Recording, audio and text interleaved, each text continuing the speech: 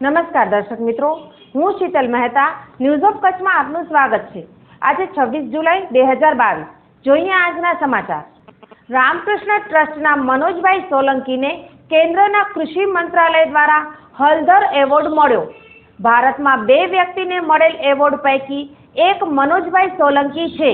તેમણે ઉત્પન્ન કરેલ ખાતરની ખાસ નોંધ લેવાઈ।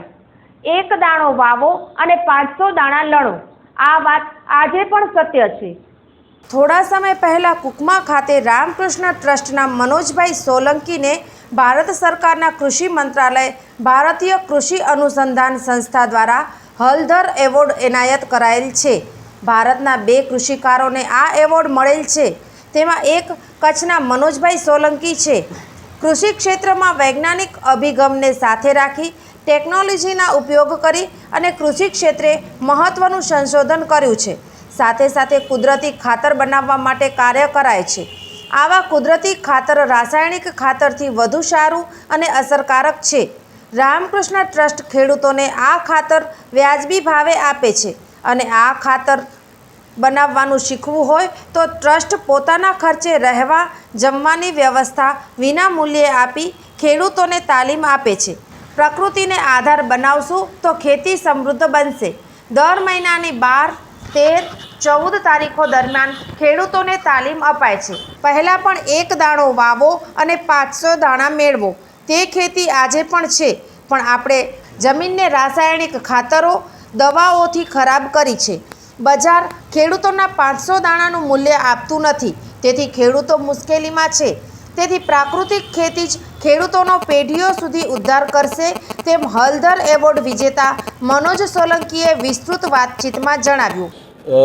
આપ જાણો છો તેમ હું 2001થી પ્રાકૃતિક ખેતીના વિષયમાં કાર્યરત છું અને આજે 22 વર્ષના એક અનુભવ દરમિયાન પ્રાકૃતિક ખેતી ક્ષેત્રે પ્રાકૃતિક ખાતરો કઈ પ્રકારના હોઈ શકે એના ઉપર અમારું જે અનુભવ હતો એ અનુભવ છે એ લોકોને પણ માટે પ્રેરિત બને અને એ અનુભવમાં જે વિજ્ઞાન હતું એ વિજ્ઞાનને પ્રેરિત થઈ અને જે ટેકનોલોજી કે જે વિજ્ઞાન ને સાયન્સ જે હતું એનું અમે રજૂઆત કરેલ અને એ રજૂઆતના આધારે Indian council of agriculture research સંસ્થા કે જે ભારતીય કૃષિ અનુસંધાન પરિષદ દ્વારા આ મને પુરસ્કૃત કરવામાં આવ્યો અને એના માટે મેં પ્રાકૃતિક ખેતીમાં જે ટેકનોલોજી અને સંશોધન જે કર્યું હતું એને માધ્યમ રાખી અને મને ચયનિત કરવામાં આવ્યો। વિશેષમાં એટલું જ છે કે પ્રકૃતિ જ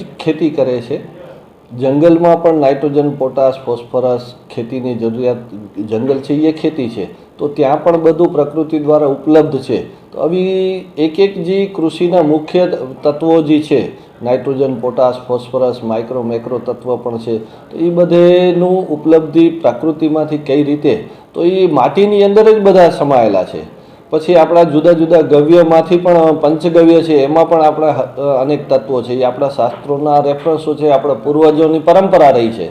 તો એમાંથી અમે છાશના ઉપયોગમાંથી છાશામૃત જેવું એક બનાવી અને આપણી જ્યારે કચ્છની જમીન છે એ સેલાઈન બની છે, ત્યારે એમાં આપણે છાશમાં અમે ગોળ નાખી અને એમાંથી એક અમે છાશામૃત જેવું દ્રાવણ તૈયાર કરી અને એનો ઉપયોગ કરવાથી જમીનમાં ખૂબ જ સુધારો થાય છે। સેલિનિટી છે, આલ્કલાઇન છે એ ઘટે છે અને જમીનનો સુધાર કરે છે। એવી જ રીતે અમે સંપૂર્ણ કમ્પોસ્ટ બનાવ્યું છે, જેની અંદર માત્ર ગોબર જ નહીં પણ ગોબર સાથે અનેક વનસ્પતિ મિલાવીને કમ્પોસ્ટ બનાવીને એની સાથે સાથે જુદા જુદા ખનિજો મિલાવીએ છીએ કે જેની અંદર ધારો કે આયરન માટે અમે ગેરુ મિલાવીએ છીએ, કેલ્શિયમ માટે છે એ જીપ્સમ મિલાવીએ છીએ, ફોસ્ફરસ માટે રોક ફોસ્ફેટ મિલાવીએ છીએ।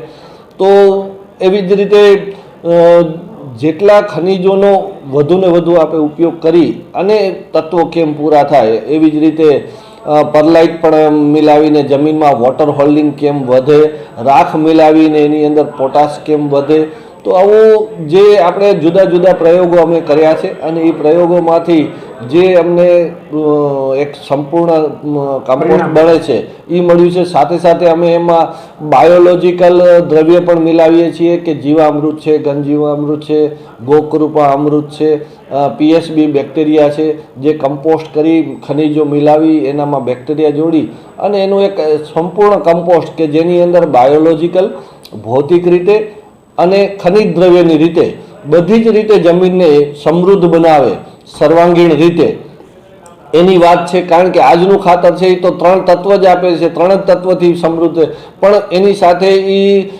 ભૌતિક રીતે જમીનને પથ્થર જેવી બનાવે છે, એ જ રીતે બાયોલોજીને પણ એ નષ્ટ કરે છે. તો આ ઊંધા ખાતરથી ખેતી જે થાય છે એની સામે એક સંપૂર્ણ ખાતર શું હોઈ શકે એનું અમે જે અમારા 22 વર્ષના અનુભવ દ્વારા અમે સંશોધન કરી અને એક બનાવ્યું છે. એ જ રીતે ડીએપી માટે પણ અમે પ્રોમ બનાવ્યો છે કે જે ફોસ્ફરસયુક્ત ખાતરની વધારે જરૂર પડતી હોય, જેનાથી ફ્લાવરિંગ થાય, એનામાં પ્રોડક્ટિવિટી વધારવાવાળું એ મહત્ત્વનું ખાતર છે. તો અમે એ રોક ફોસ્ફેટ છે એ એક ખનિજ છે, એ ખનિજની સાથે એમાં ફોસ્ફેટ સોલ્યુબલાઇઝિંગ બેક્ટેરિયા મિલાવીએ છીએ. એની અંદર અમે થોડી છાશને મિલાવી એનો પીએચને લો કરવાનો પ્રયાસ કર્યો છે અને સાથે સાથે એમાં કમ્પોસ્ટ મિલાવી અને એ બેક્ટેરિયાને માટે હ્યુમિડિટી હોલ્ડ થાય ને એવી રીતે એને સપોર્ટ થાય, ફૂડ મળે બેક્ટેરિયાને.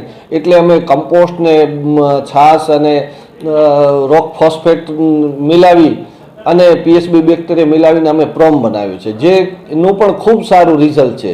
અત્યારે રાસાયણિક ખાતરો છે એના કરતાં પણ અમે કદાચ કહી શકીએ કે સબસિડીની જો જોડવામાં ન આવે ને તો ઘણું સસ્તું છે, પણ સબસિડી ન મળવા છતાં પણ આજે કેમિકલ ખાતરની કમ્પેરિઝનમાં પોસાય એવું ખાતર આજે પ્રકૃતિ દ્વારા બનતું હોય તો શા માટે આ ઝેરનો વેપાર કરવાની જરૂર છે? અને આ દેશ છે એ કમ્પોસ્ટ આવા ખાતરો ગામે ગામ વેસ્ટ કચરાનું મેનેજમેન્ટ જ કરવાનું છે, વેસ્ટ માટીનું આપણે ઉપયોગ કરવાનો છે. આવી ટેકનોલોજીનો વિચાર અમે અહીંયા અમારા કેમ્પસની અંદર કરી અને એના માત્ર બનાવ્યું નહીં, એના પ્રયોગો પણ કર્યા છે અને અમે પરિણામો પણ લીધા છે, જેના આધારે આ વાત છે એ અમે એમાં પહોંચાડવાની અનુસંધાન પરિષદ સુધી પહોંચાડવાના હેતુથી કરી હતી. અમે બંને કામ કરીએ છીએ. જેને ટેકનોલોજી શીખવી છે એને નિઃશુલ્ક પ્રશિક્ષણ આપીએ છીએ. એમાં રહેવા જમવાની વ્યવસ્થા સાથે કોઈ પણ ચાર્જ નથી. જેને પણ આવા ખાતરો શીખવા હોય અમારા કેમ્પસમાં આવીને રહી શકે છે અને રહેવા જમવાની વ્યવસ્થા પણ ઊભી કરી છે.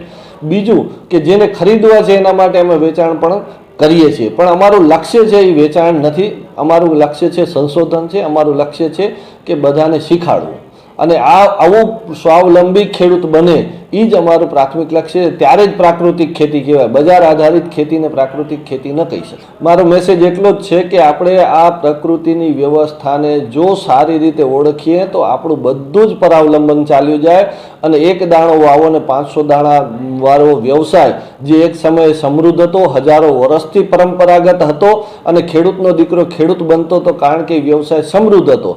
અને આજે જે પદ્ધતિને કારણે જે વ્યવસાય છે એ તૂટ્યો છે એનું કારણ છે કે એમાં ખેતી તો આજે પણ 200-500 દાણા દે છે, પણ એનો કોઈકને કોઈક બજાર છે એ પૈસા લઈ જાય છે. તો પ્રકૃતિની વ્યવસ્થાને આધાર બનાવીને સરકારના આધારે કે વેપારીઓના આધારે, બજારના આધારે ખેડૂતે ન ચાલવું જોઈએ. અને પ્રકૃતિની આજુબાજુ જ ભગવાનની કલ્પના એવી નથી કે આ જમીનમાં બજારમાંથી કાંઈ આવે. જ્યાં પણ માણસ નથી પહોંચ્યો એમાં કુદરત પોતાની રીતે વ્યવસ્થા ચલાવે છે, એને સમજવાનો પ્રયાસ કરે. એના માટે અમે તાલીમો આપીએ છીએ. તો ખેડૂતોએ આવી તાલીમો લેવી જોઈએ અને આ બજારના શોષણમાંથી આપણે મુક્ત થઈ શકાય. અને પ્રકૃતિને જેથી આધાર બનાવશું ત્યારે ફરી આપણો કૃષિ વ્યવસાય સમૃદ્ધ બનાવી શકશું અને વારસાગત વ્યવસાયમાં પાછા આપણે લઈ જશું. આજે તો ખેડૂતના દીકરાને નોકરી વિચાર કરવો પડે છે, એ નહીં કરવો પડે. અને એક સમૃદ્ધ વ્યવસાય અને પ્રકૃતિની વ્યવસ્થા પણ સમૃદ્ધ થશે, દેશ પણ સમૃદ્ધ થશે, આરોગ્ય પણ સમૃદ્ધ થશે, પરિવારો પણ ફરી મજબૂત થશે. આ બધું જ જે સમસ્યાનું સમાધાન છે એ આ પ્રાકૃતિક વ્યવસ્થાને ખેડૂત સમજતો થાય.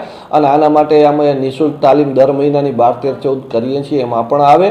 અમારે બધાને આમંત્રણ છે અને આ પ્રકૃતિમાં જે ચાલી રહ્યું છે એને માત્ર ઓબ્ઝર્વ અને થોડુંક સમજવાનો પ્રયાસ કરશું તો આપણે બધું જ જમીનને ત્રણેય રીતે સમૃદ્ધ બનાવી શકશું અને હજારો વર્ષ સુધી ચાલે એવી જમીન પાછી આપણે બનાવી શકશું. આમ ખેડૂતો પ્રકૃતિને અપનાવે અને ખેતી કરી સમૃદ્ધ થઈ શકે છે. Divine life Kutch care super speciality hospital. દર શનિવારે ફ્રી નિદાન કેમ્પ. સવારે 9 થી 1 ફ્રી નિદાન સાથે લેબોરેટરી, એક્સરે અને દવાઓની સેવા ઉપલબ્ધ.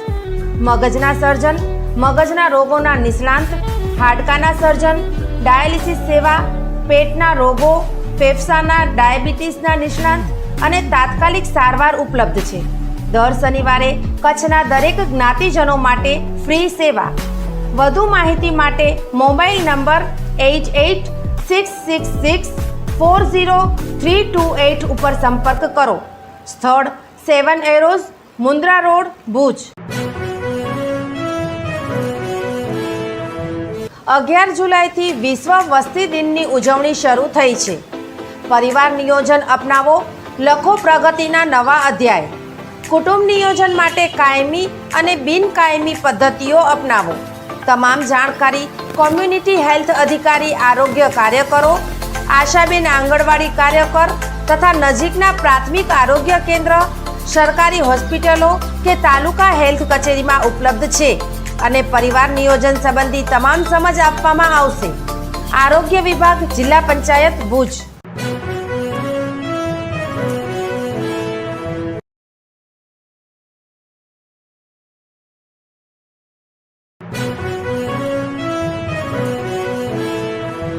દર્શક મિત્રો, ન્યૂઝ ઓફ કચ્છના સમાચાર હવે ઘેર બેઠા ઉષા કેબલના સથવારે ચેનલ નંબર 17 ઉપર રાત્રે 9:30 થી 10 દરમિયાન જોઈ શકશો.